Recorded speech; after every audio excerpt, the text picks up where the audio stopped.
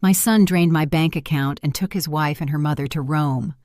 I just smiled to myself, and 3 days later, he called me, sobbing. "Mom, what did you do?" My retribution was complete. The day I needed to breathe the most was the very day my son took every single dollar, without even leaving a note. Eleanor Ellie Price froze for a long time. She sat on her old, worn cloth armchair, the same one she bought when Jackson turned 7, using the first decent paycheck she earned cleaning homes in the Hollywood Hills. In front of her, the cell phone screen glowed with a notification that chilled her blood. Available balance, $0. She read it again, and a fourth time. Her hands trembled not from old age, though she was 68 years strong, but from something deeper, a sickening knot that forms when the soul understands, but the heart refuses to accept. She called the bank. A robot answered. Then a human representative tried to ask questions. They told her the movements had been made online, wire transfers for large amounts, totaling over $80,000. It was her entire life's work, her savings, her security, her only safety net. "And where did the money go?" she asked, her voice broken, as if she knew the answer but needed to hear it from someone else. "It was all transferred to an account in the name of Jackson Arthur Price, ma'am," the executive replied indifferently. "Do you want to file a fraud report?" Ellie didn't respond. She hung up without saying a word. Silence filled the house. The only sounds were the ticking of the clock in the kitchen and the buzz of a dying fluorescent light bulb. Outside, the ice cream truck played its familiar tune, oblivious to the abyss that had just opened inside her. Then the landline rang, the old phone she kept out of habit. "Hello," she said, her voice flat. Ellie, honey, did you see your Jackson's Instagram?" It was the excited voice of Doris, her longtime neighbor. "He's in Rome, child, eating fancy food with his wife and mother-in-law. Lord, what a life they live! They look like movie stars." Ellie swallowed hard. Her soul seemed to leave her body for an instant. She walked slowly to her room, opened the drawer where she kept her old smartphone, and searched for her son's profile. She wasn't big on social media, but she followed him from a distance like someone peering through a window at a life that no longer belonged to them. There he was, Jackson, her only son, the boy she brought into the world with pain and raised alone since his father left her for another woman. The same son she gave everything to, even the family land her parents left her, so he could go to college. He was smiling, a glass in hand, dressed in a crisp white shirt, embracing Tanya, his wife, and Rhonda, the mother-in-law who always looked down her nose at Ellie. The photo caption read, "Rome, my new beginning. I deserve this." And in the comments, Tanya had written, "Good things come to those who wait. Thanks for everything, Mama-in-law," with a money emoji. Ellie didn't cry. She didn't scream or break anything. She just stood there, holding the phone like a burning brick. Then, without anyone to notice, she smiled. But it was a different kind of smile, as if she finally understood something she had avoided seeing for years. Far away, under a cloudy sky, and among the cobblestone streets of Rome, Jackson raised his glass without guilt. "See?" Tanya said, sipping expensive wine. "It was a good idea to take the money. She's going to die soon anyway. Better we use it before it goes to medical bills." Rhonda, her mother, let out a harsh laugh. "Clueless old lady. She doesn't even know what a plane is. She was never going to do anything useful with that cash." Jackson didn't say anything. He looked at the Colosseum with shining eyes, but something was churning inside him. But he kept quiet, just as he had learned to do since he was a boy and was hungry, and his mother would tell him, "Hold on, baby. We'll have it tomorrow." The walls of Ellie's house seemed older that night. Everything was in its place, but nothing felt the same. On the shelf were photos of Jackson, small, in preschool, in his first middle school uniform, the day he received his college diploma. Everything she had done, she did for him. At 18, she sold her engagement ring to pay for his high school. At 23, she gave him the family land her daddy left her. At 30, she helped with the wedding expenses, even though Tanya never cared for her. Ellie cooked for him, washed his clothes, and cleaned up after him, and he only drifted further away. "Mom, you don't understand this world," he'd say dismissively. "Things aren't done like they used to be. Tanya and I have big plans, and son, I'm part of those plans. You'll always be in my heart, Mama, but you can't be tied to me for life." A week before discovering the betrayal, Ellie had tried to visit Jackson at his apartment in Studio City. She brought a tray of her famous fried chicken and collard greens that she made herself. She rang the bell. No one opened the door. She waited under the sun, sitting on a bench for 2 hours until the doorman approached her. "Are you looking for Mr. Jackson Price?" "Yes, I'm his mother." "Ah, well, I was instructed not to let you in if you come unannounced." Ellie swallowed. "And why is that?" "I couldn't tell you, ma'am, but that's what they told me." She walked back home. She didn't take the metro bus. She wanted the air to hit her face, even if it was hot and dirty. She thought of every meal she denied herself, every dawn she worked overtime, every penny she saved for her son. That same night, Doris came to visit. She brought pecan pie and coffee. "You've always been strong, Ellie. Don't let this break your heart. Jackson is young. Maybe he'll come to his senses." Ellie sighed, her gaze distant. "Do you think children ever regret it, Doris?" "Yes, of course they do. When their mother isn't around, they realize everything." "Well, I hope it's not too late when he realizes." "And what are you going to do?" Ellie looked up. In her eyes was something different, something that hadn't been there before. "I'm going to smile, just like they taught me." Doris frowned. "Smile? What do you mean?" "I've cried enough, Doris. Now I'm going to smile in silence because I have nothing left to lose." And when a woman has nothing left to lose, she becomes dangerous. Meanwhile, night was falling in Rome. Jackson was stepping out of the shower when he heard Tanya's voice on the balcony speaking on the phone. "Yes, we did it. The old lady never even knew. The money's here. Tomorrow we open the account in Spain and we get rid of Jackson. Yes, of course, he thinks we're in this together. Such a fool." Jackson stopped. He didn't move. He felt the water freeze on his skin. He didn't say anything. He went back to the room as if he hadn't heard a thing. He lay down next to Tanya, who pretended to be asleep. He closed his eyes, but something had changed, and he didn't know yet that the worst was coming. Back in South Central Los Angeles, Ellie was preparing a cup of chamomile tea. The night was thick. The streetlights flickered. Outside, dogs fought over a trash bag. Inside, she picked up her notebook, the one she used to jot down recipes she never got to cook. She wrote something with her shaky handwriting. "This is not the end. It is the beginning of my silence, and my silence will hurt more than any scream." Then she closed the notebook, lay down in bed, and for the first time in a long time, she slept without tears.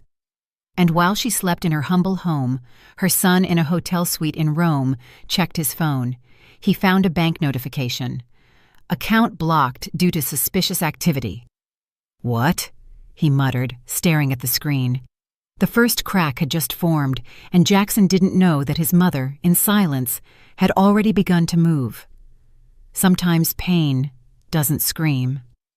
Sometimes pain sits, observes, and waits for the right moment. And that moment was just beginning. The night hadn't entirely left South Central. There was still that sticky humidity between the tin roofs and the broken sidewalks. Ellie got up at dawn, her bones creaking as they did every day. But this time, she didn't feel old. Something new was beating inside her. It wasn't rage or sadness. It was a determination her soul had never known before. While heating water on the gas stove, she stared at the blue flame. The whistle of the steam took her back many years, to the first day she knew what it was like to be alone.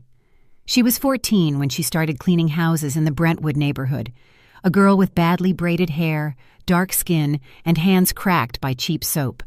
By that age, she knew the names of all the stain removers and how to fold a boss's shirts without wrinkling them. At night when she returned home, her mother no longer waited up for her. She was already asleep. Her absent father had left with a woman from a bar. Ellie didn't cry, she just swallowed, and the next day woke up before the rooster crowed to go back to work. At 17, she got pregnant with Jackson. His father was a boy 3 years older than her. He promised they would marry, that he would get her out of that life. They lasted 8 months. The day he found out the baby was a boy, he disappeared. He left with a woman who sold cosmetics and never returned. Ellie didn't cry. She just clenched her jaw, adjusted her scarf, and went out to look for more houses to clean. She raised Jackson alone, carrying him on her back while she washed other people's clothes. When he started walking, she taught him to play with detergent caps as if they were toy cars. They had no toys, but they had stories.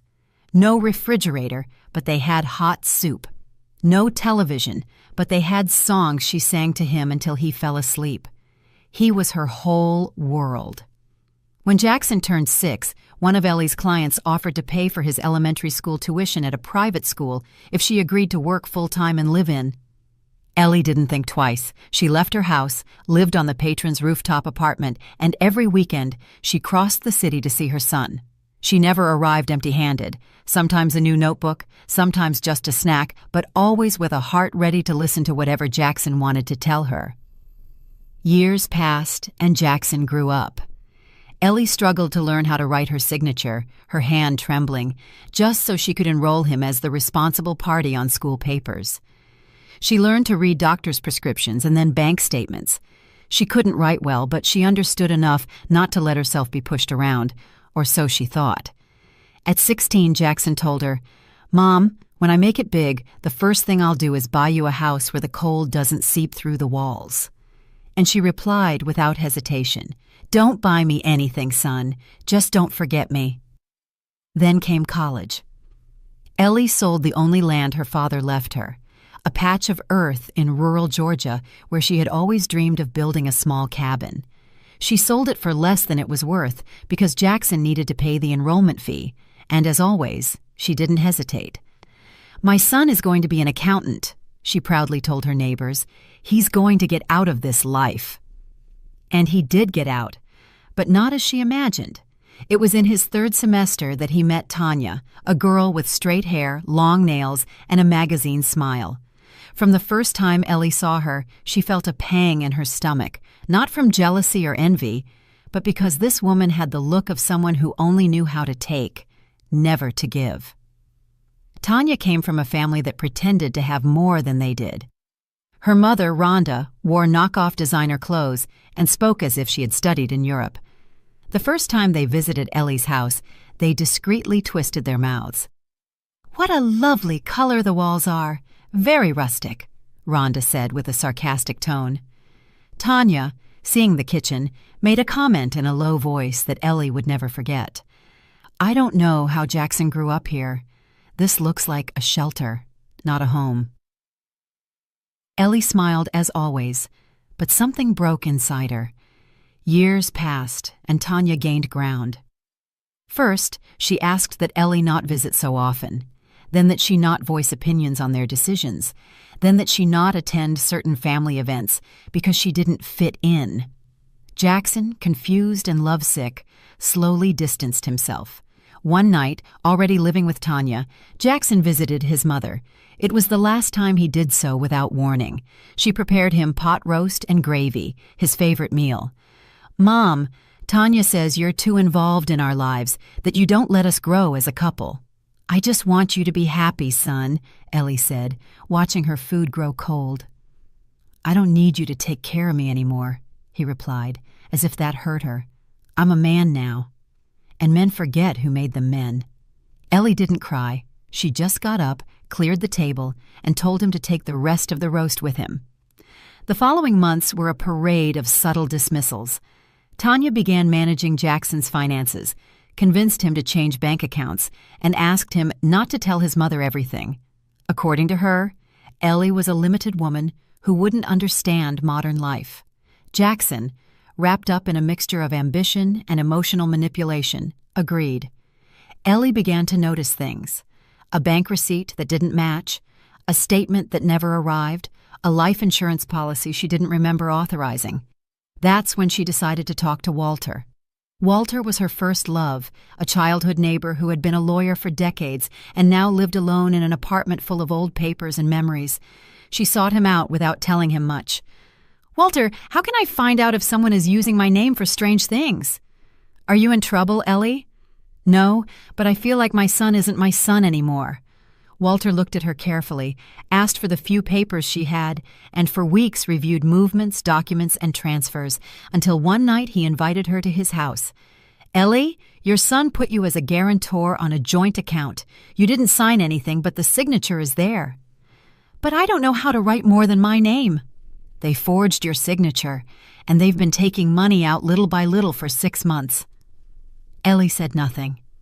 She took the papers, put them in her purse, and left in silence. That night, the pain didn't let her sleep, not because of the money, but because of the truth. Her son hadn't just been manipulated. He had become an active part of the betrayal. He robbed his own mother. In the following days, Tanya and Rhonda organized the trip to Rome. Jackson, without a stable job, sold his car and then suggested using Ellie's savings. "It's family money," Tanya said. "Besides, your mother isn't going to use it. Don't be silly. I don't know, it's everything she has." "And why is she hoarding it? You're her son. You're not stealing it. You're just borrowing it early." Jackson hesitated, but he did it. One night, from his home computer, he transferred all the money. He did it quickly, without much thought, like someone wanting to pull out a tooth without anesthesia. He finished, took a deep breath, closed the laptop, and didn't look back.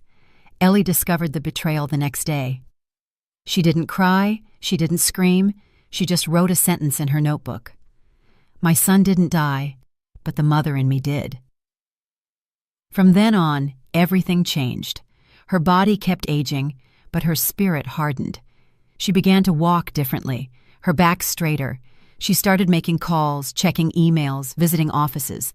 Something was being prepared. While in Rome, Jackson walked the stone streets, believing he had won something. In South Central Los Angeles, his mother was weaving the web that would return everything they had taken from her. And Tanya?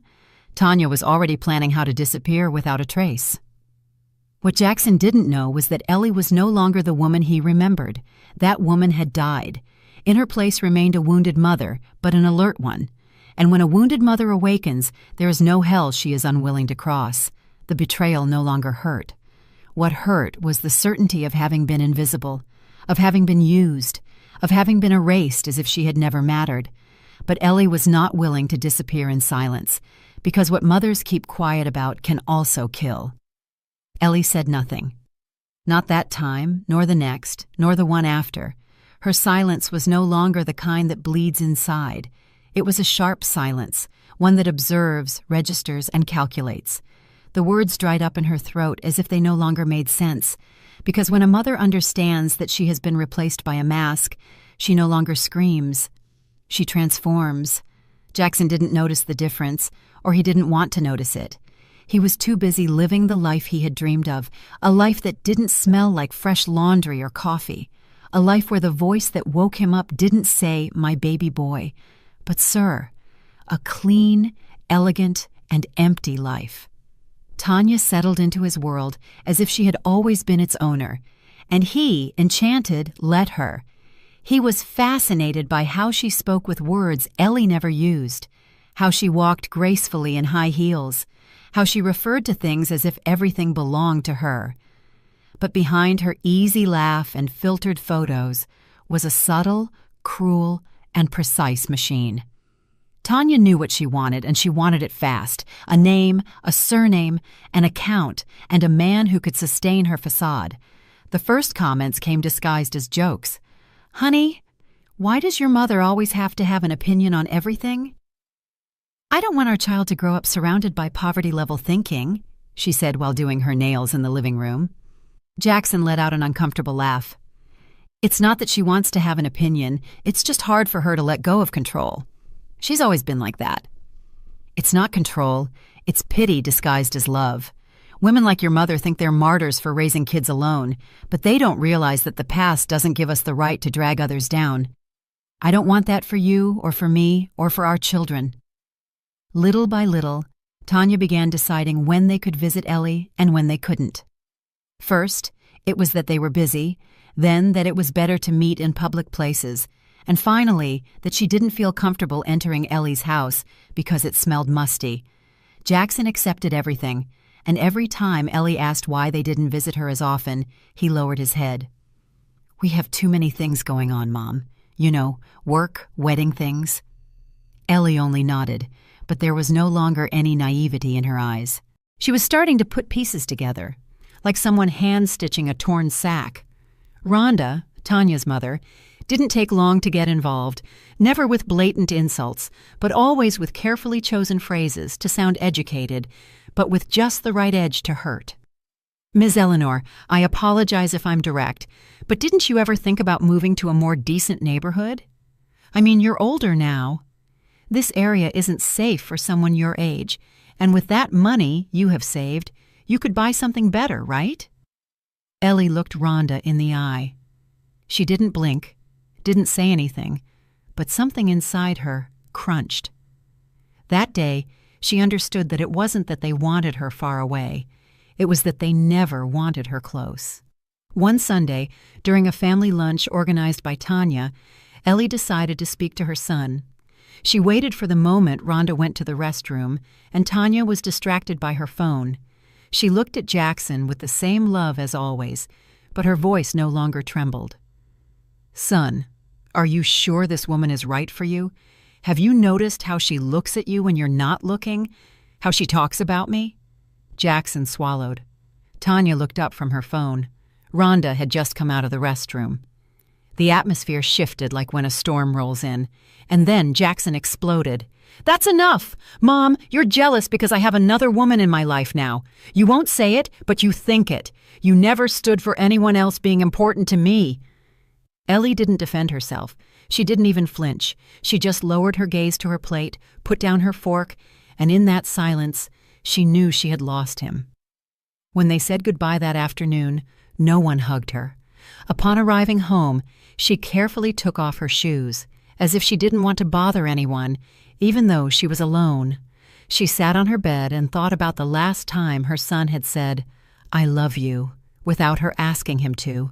She couldn't remember. The following weeks were a hell disguised as routine. Tanya and Rhonda began to visit Jackson more at his office. They brought him lunch, talked business, and suggested investments. One day Tanya asked for access to his account so she could better organize household expenses. "Trust me," she said, taking off her shirt in front of him. "Or are we not a team?" Jackson, trapped between lust and foolishness, said yes, as always. Ellie, meanwhile, didn't stay still. She knew something was wrong, but she didn't know how to prove it. That's when she reached out to her neighbor Brenda, a woman who had been an accountant for 20 years at a pharmaceutical company and was now retired, teaching neighborhood children to add and subtract. "Brenda, I need you to explain something to me. How can I tell if someone is messing with my accounts?" Brenda frowned. "Your son?" "Yes. Do you have access to your bank statements?" "They don't come to me anymore." "And transfers?" "I've never made one. I don't even know how to do that." For several nights, Brenda taught Ellie how to access the bank portal on her cell phone, how to review movements, and how to identify deposits and withdrawals. The first time she saw the list of transactions, Ellie felt the world falling on her. Large amounts, recent dates, transfers that coincided with the days Jackson visited or asked for some document, money leaving without explanation. "He had access. He asked me for it to do some paperwork. He said it was for insurance." "Ellie, it's not paperwork. It's theft." Her heart broke in two, but she didn't cry. Instead, she asked for a notebook and began writing down every single transaction, day, time, amount. Every dollar stolen had a name attached to it.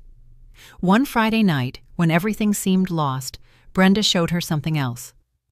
"See this transaction? They signed your name here to activate a joint account, but the signature isn't yours. It's a crude copy."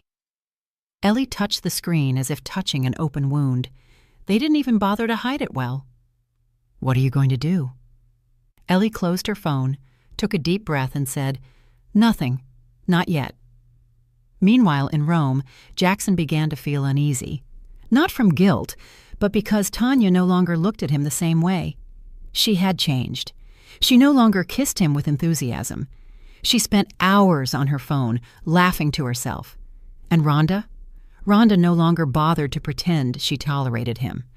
One night he heard a conversation between them while pretending to sleep. "It's done. Why keep pretending? As soon as we get back, we're selling everything and ditching him. And if he finds out? He's slow. He won't even notice. And if he does, so what? The old lady is going to die anyway. Who is going to defend him?" Ellie, from Los Angeles, began to move with precision. She visited a bank office, requested the complete statements, printed them, and put them in envelopes. Then she went to the public registry to ask if there were properties under her name that she didn't remember signing. There, she discovered something even worse. Jackson had tried to register her house as a shared investment property using altered documents. He didn't succeed due to a technical error, but he had tried. That day, Ellie didn't go straight home. She walked to an old church at the back of the neighborhood, not to pray, just to sit on the bench and look at the altar. "Give me patience, God. Not to forgive him, but not to destroy him with my own hands." Silence enveloped her. When she returned, she turned on the radio, played a blues song, and began to knit. But what she was knitting wasn't clothing, it was revenge. The seeds of ingratitude were already sown, and they were germinating. The harvest was near. Ellie knew it. She felt it in her bones, in the way the wind blew through the cracks in the door, as if coming to warn her that everything that had been buried in silence would soon sprout. The pre-dawn hours weighed less on her. The cold no longer bothered her. She just counted the days, not with anxiety, but with strategy, with calmness, like someone sharpening a knife slowly, knowing they will use it at the exact moment. One morning, while sweeping the living room with the old straw broom that had lasted so long, she decided to move the armchair to clean underneath. Beneath it were dirt, tiny papers, a dry pen, and a torn, badly folded white envelope tucked into a recycled plastic bag. She was going to throw it all away without looking, but something inside her screamed at her to check. First, she opened the bag. Inside was a document. She read it twice, without fully understanding what it said. It listed her full name, her address, and a signature similar to hers. Then she read the header, "Last Will and Testament." She felt something squeeze her chest. She sat on the floor with the document spread out on her legs and read it again. It was a will where she supposedly ceded her house and savings to Jackson in case of her death. And at the bottom, a signature, her signature, forged. She felt the silence of the house weigh more than ever. Only the clocks ticking and the distant barking of a dog broke the quiet. She didn't cry, she wasn't surprised, but this time something did break inside her. It wasn't the betrayal, it was the confirmation. She called Walter. "Come over. What happened?" "I found what you needed to see." 2 hours later, Walter was sitting in her kitchen with the document in hand. He read it carefully, shaking his head in negation. "This is not only illegal, it's dangerous. If he had filed it, you could have lost the house without ever knowing. Do you think it was him?" Walter stayed silent. He placed the paper on the table. "This isn't your signature, Ellie, and you have no idea how to draft a will. It's obviously not yours. The most serious part is that this is a draft, and if there's a draft, there may have been a real attempt to file it." Ellie stared at her own wrinkled hands, stained by the years, but still steady. She remembered the day she finally made the last mortgage payment on the house. 30 years of effort, reheated meals, broken shoes, working in the hottest days, cleaning up other people's messes, enduring bosses' shouts, all to have something of her own, something no one could take away. "He wanted to kill me on paper," she said without raising her voice. Walter looked up. He didn't know if it was a metaphor or a literal truth. The silence between them was so long that the boiling of the coffee on the stove became the only sound in the kitchen. "And now what are you going to do?" Ellie smiled, the same smile Jackson didn't know how to read in time. "Now, I'm going to bury him, but awake."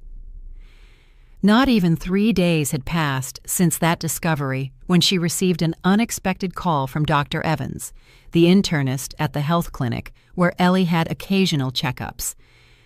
"I need you to come in, Ms. Eleanor, today if you can." She felt her legs tremble. She walked to the medical center with the same dignity with which she had faced everything in her life. She entered the office in her usual clothing, her scarf tied tight, and the notebook where she wrote down every pill. The doctor greeted her kindly, but without hope. In his gaze was a compassion that smelled of farewell. "We did new blood tests, and the results are not good." She didn't respond. She just looked at him, expecting what she already knew. "You have leukemia, ma'am. It's in an advanced stage. It pains me to tell you this way, but there's no time for pleasantries. Your immune system is compromised. We estimate you have about 6 months." Ellie froze. She stared at a fixed point on the wall, a small, bird-shaped patch of dampness, not a single tear, not a single question. "Do you understand what I'm telling you? I understand how much it costs me to die with dignity." The doctor shifted uncomfortably in his seat. "There are options. We can start chemotherapy, but it's not certain you'll respond. The treatment is aggressive and expensive." "Does it take my life faster?" "Not necessarily." "Then no. I don't like the thought of death catching me in a gown." The doctor didn't know what to say. He had never seen anyone take the news of their own death with such composure. Ellie stood up, took her purse, and before leaving the office, she turned to him. "6 months is enough. For what I have to do, it's more than enough." She walked back home, not because she couldn't afford a ride, but because she needed to feel the city. She wanted every step to take her back to her roots, her history, her purpose. She crossed the street where she was once almost hit by a car while taking Jackson to preschool. She passed the market where she worked cleaning restrooms for $40 a day. She waved to Mr. Theodore, the juice stand man, who had no teeth but a good memory. When she arrived home, she went straight to her room. She pulled out a wooden box hidden under the bed. Inside was her notebook with notes, clippings, receipts, unsent letters, and an old envelope where she kept the only photo she had of Jackson as a child, when he still slept hugging her leg. She looked at it for a long time, then turned on the stove, put water to boil, and as the steam rose, she murmured to herself, "No more praying now. The work begins." The first thing she did was go with Walter to file a preemptive complaint, not as a mother, but as a citizen. They reported the forgery of her signature, the attempt to appropriate property and attach the evidence. Then they requested the temporary freezing of the bank account from which Jackson had withdrawn the money. To achieve this, they used a clause that allowed the stopping of financial movements if elder financial abuse was suspected. It wasn't easy, but Walter knew the loopholes. He had lost faith in the law years ago, but for Ellie, he was willing to dust off his profession. "Are you ready for what's coming?" he asked as they signed the papers. "I was born ready. I just didn't know it." After that, Ellie went to the store, bought a new notebook bound in red, and started writing what would be her final log. Not one for weeping, but one for documentation. On the first page, she wrote, "To my son, Jackson, I delivered you from my womb with pain. I gave you my life with love, and you ripped away my dignity without blinking. This is not revenge, it is justice, and justice is all I have left to die in peace." Meanwhile, in Rome, Jackson and Tanya continued to pretend to be happy. They uploaded daily photos, made videos with filters, and showed off plates of food they couldn't even pronounce. But the tension was growing more evident. Tanya no longer shared the bed. Rhonda spent all her time on her phone. And Jackson felt something slipping away, like an internal alarm that wouldn't stop ringing. One night, while searching his email for a flight confirmation, he found a hidden folder. It was an automatic backup of Tanya's messages with another person. At first, he thought it was spam, but when he opened it, he read what he shouldn't have. Tanya: "We almost have everything. The idiot doesn't suspect a thing." Contact: "And the account?" Tanya: "Done. As soon as we get back, we're leaving him." Contact: "What if he finds out?" Tanya: "I don't care. Let him rot. I'm not staying with someone who smells like a traumatized single mom." Jackson felt his stomach drop. He closed the computer, said nothing, and pretended to sleep. But he couldn't close his eyes that night. And for the first time in a long time, he thought of his mother, of her voice, of the way she called him "my little boy," even when he was taller than her, of her rice pudding, of how she laughed at old black and white sitcoms, of how she touched his forehead when he was sick, and of how she used to tell him, "Nobody will ever care for you like I do." He wanted to call her, but he didn't. Ellie, for her part, expected nothing. There was no longer any tenderness in her waiting, only planning. She visited offices, made calls, and activated the immigration clause. She declared Jackson's transactions as suspicious.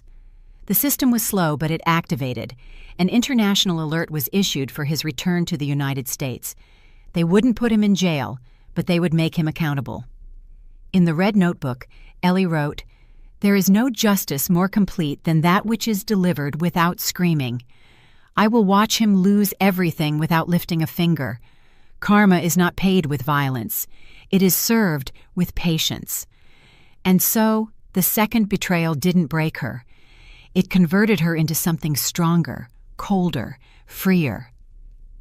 The mother died in her, but the woman awoke. It was only a matter of days until Jackson returned to the U.S., and he had no idea of the earthquake that was waiting for him. Jackson believed that hell was a place with fire, punishment, and screams.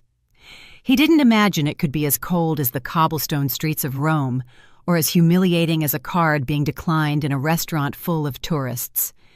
It all started with a denial at the payment terminal. Then another, and another. In less than 48 hours, he found himself empty-handed. No cash, no active accounts, and with two women looking at him as if he were a beggar they had just picked up off the street. Tanya yelled at him in the middle of the street, in front of dozens of people who stopped to stare. "You shameless idiot! What did you do with the money? I told you not to trust your poverty-stricken mommy. Now you've screwed us all." Jackson tried to speak, but there weren't enough words to explain what he didn't even understand. He only knew something was wrong, that the accounts were frozen, that his name had been linked to an international financial fraud investigation, and that he had to report to the American embassy the next day. That night, Rhonda looked at him with a mixture of contempt and annoyance. "I warned you, Tanya. This poor boy isn't even good for washing dishes. I'm going to a hostel. I'm not sleeping in this dump." Tanya followed her. Not a word, not a goodbye. Jackson stayed in the hotel room, alone with a half-empty suitcase and the buzz of betrayal echoing in his ears. Meanwhile, in Los Angeles, Ellie was weaving the last threads of her plan like a winter blanket. Everything fit. Every movement made sense. Walter helped her gather the necessary documents to activate the International Capital Block, relying on the complaint of fraudulent use of an elderly person's accounts.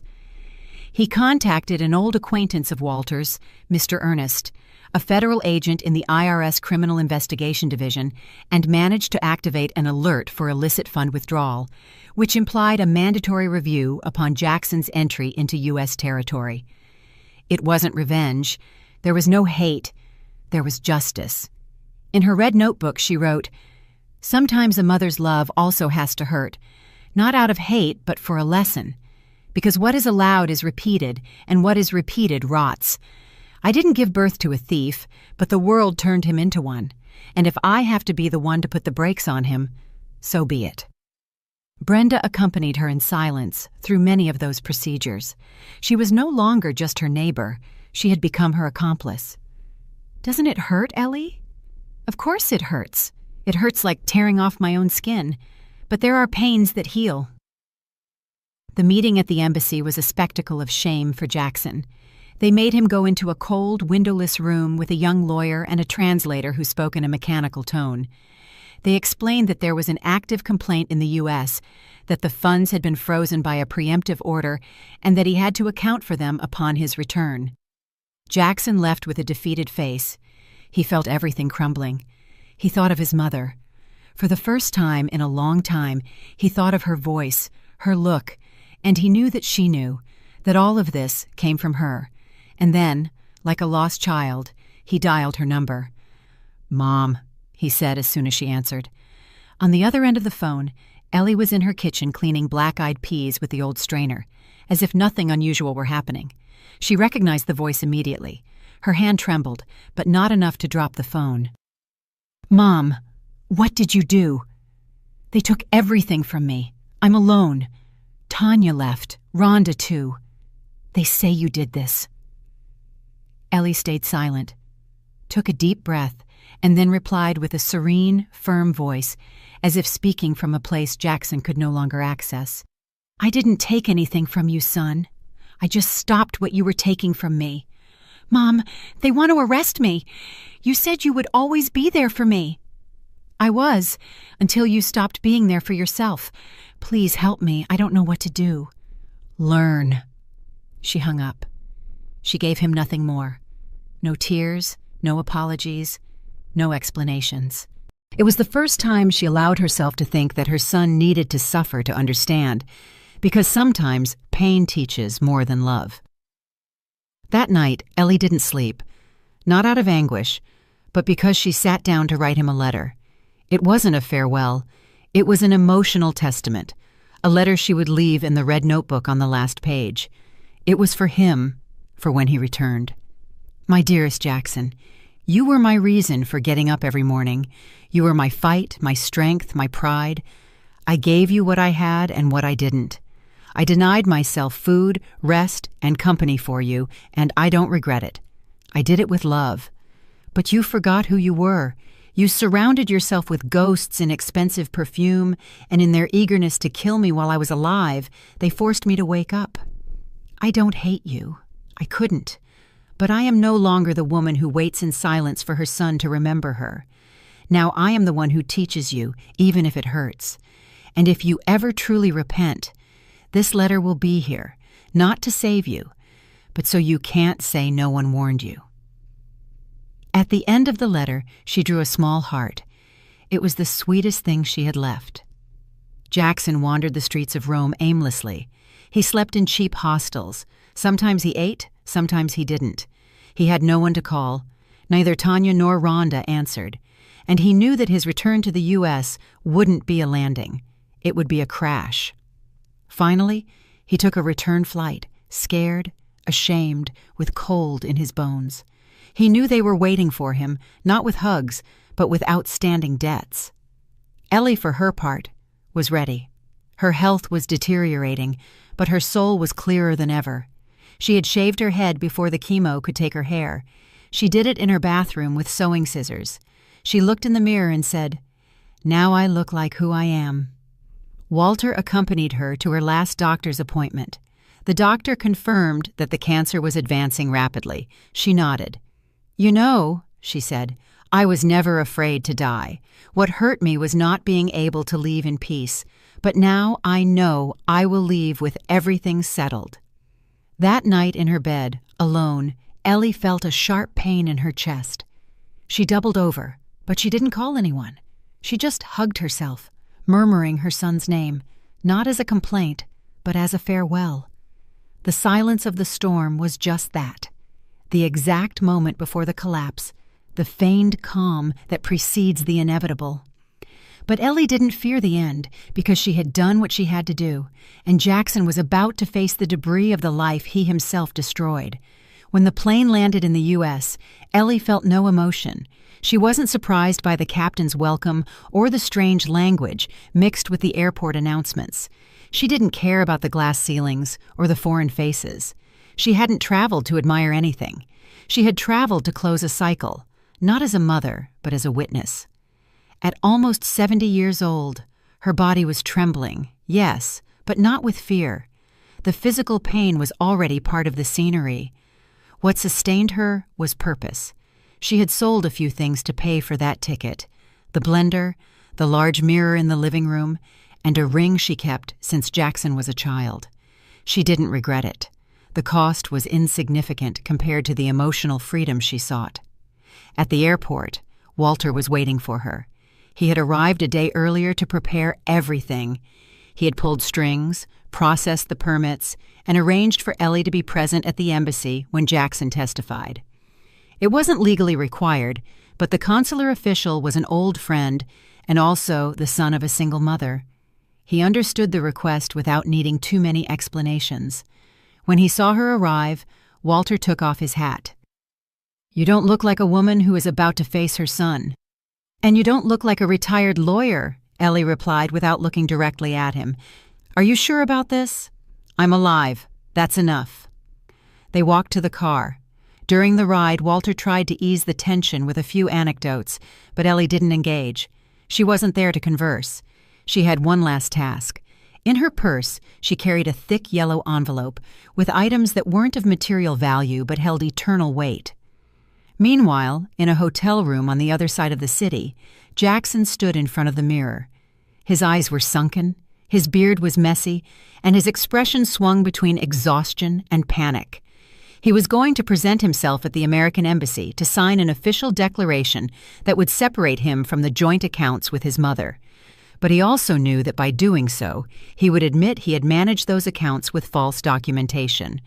In exchange, the embassy had agreed not to arrest him, but to register him on an economic watch list, and his return to the U.S. would be conditional.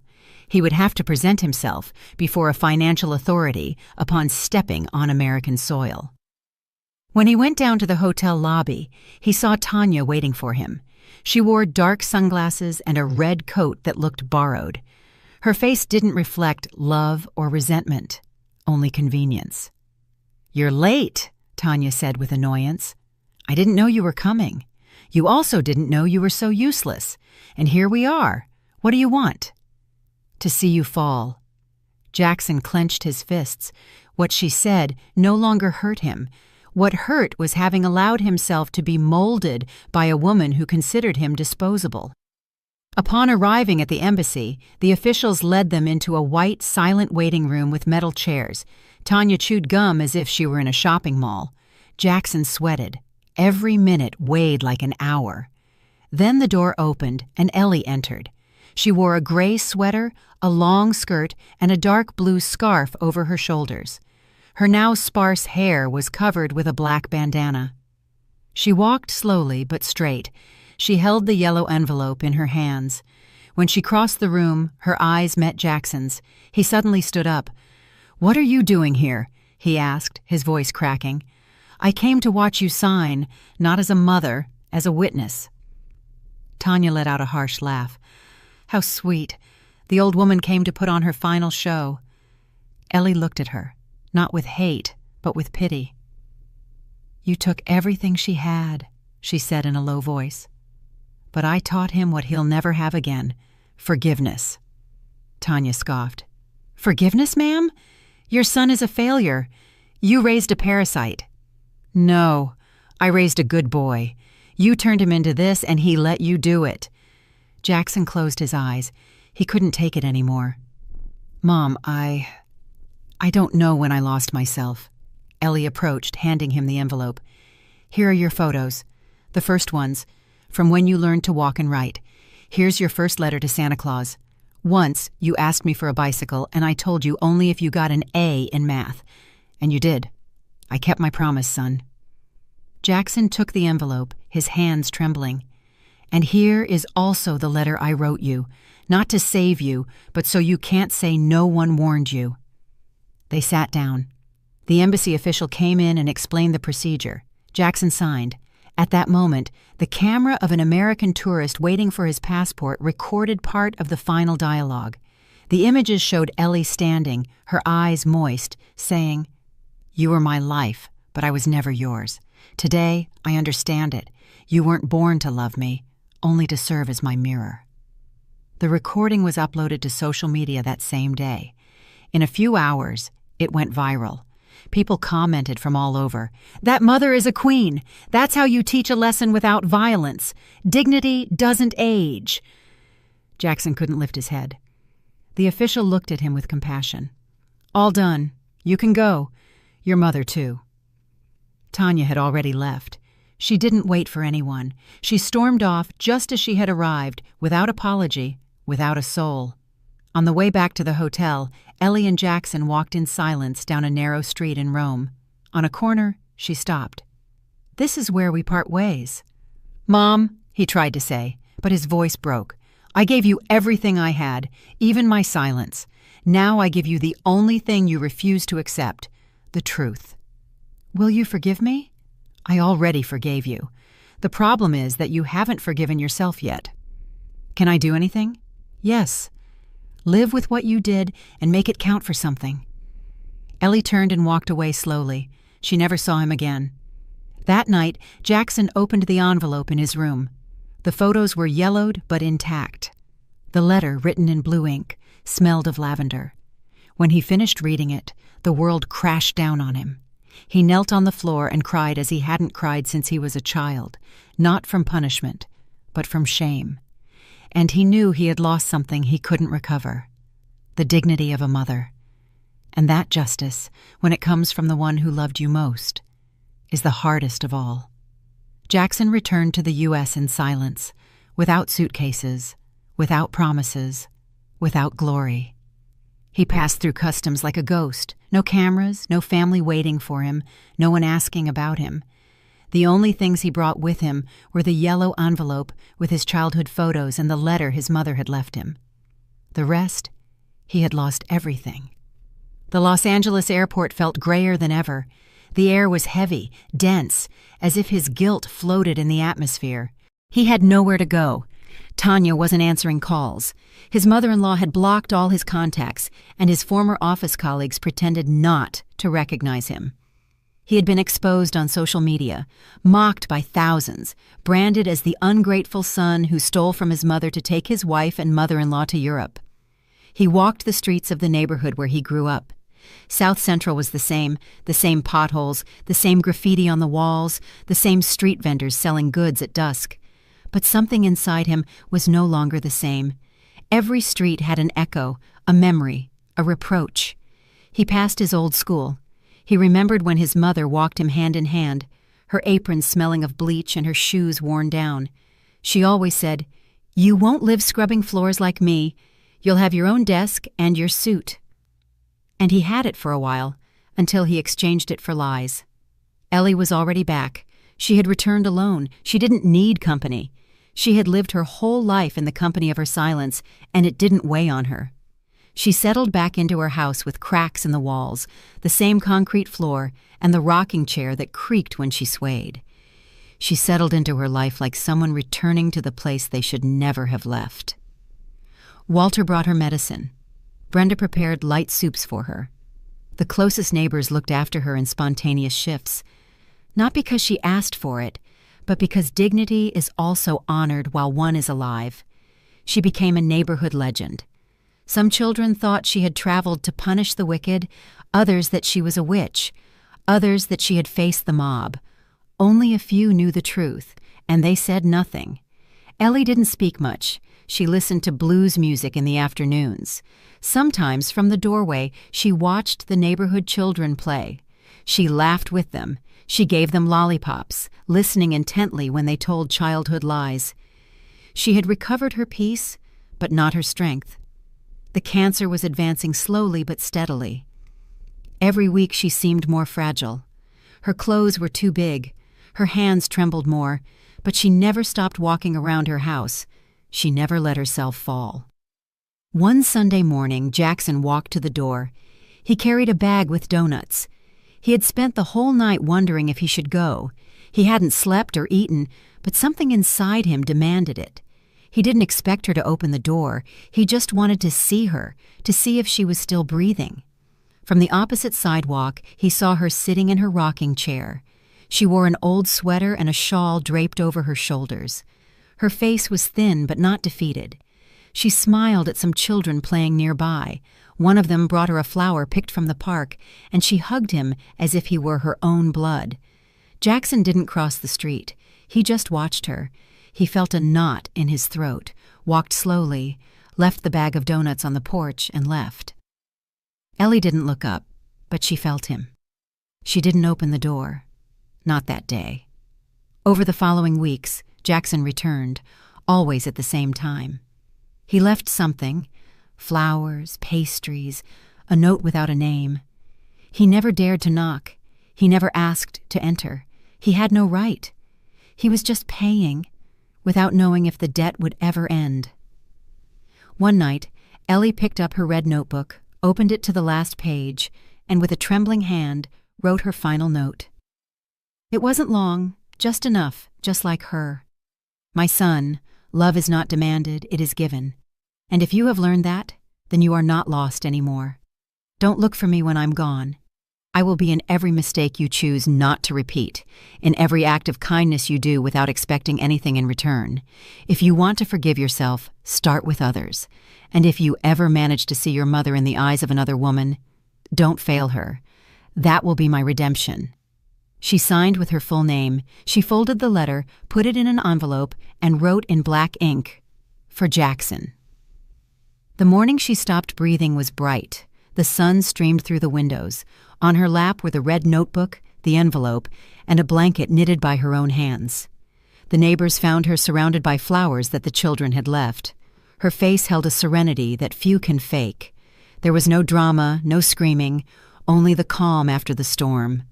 Walter arrived first. He looked at her in silence, gently closed her eyes. He didn't cry. He knew she didn't want tears. He knew she had died as she lived, with dignity. Brenda prepared the wake with the help of the neighbors. It was humble, but full of love. They didn't accept elaborate wreaths, only flowers from the park, children's drawings, and the songs she loved to listen to. Jackson wasn't notified, but he knew. He knew the moment the wind changed and something in his chest went out. He ran to the house, saw the open door, and walked in slowly. There were candles in the living room. No one stopped him. No one hugged him. He went to his mother's body. He knelt down. He touched her hands. They were cold. Next to her, he found the envelope with his name. He opened it. He read every word aloud, alone, in a whisper. He cried, but not like before. He cried in silence, like her. In a corner of the room was an open wooden box. Inside, a photo of him as a child with a handwritten note on the back. "I still believe in you, son." Jackson took the photo, pressed it against his chest, then went out to the yard and sat in the chair where she used to sit. He looked up at the sky and understood that he had lost his mother. But perhaps he could still find himself. Days later, the neighbors said that the man who came with donuts stayed living in the house. He had no new furniture or luxuries, no visitors, only an old chair, a red notebook, and a photo on the shelf. Those who leave make space. Those who stay sometimes fill it with memory, and sometimes with redemption. Did you like the story, and which city are you listening from? Let's meet in the comments. If you liked the story, you can support me by sending a super thanks so I can keep bringing more stories like this. Thank you so much for your sweet support. I'm looking forward to your comments on the story. On the screen, you can see 2 new life stories that I highly recommend. There's so much more on my channel. Don't forget to subscribe. See you in the next life story with love and respect.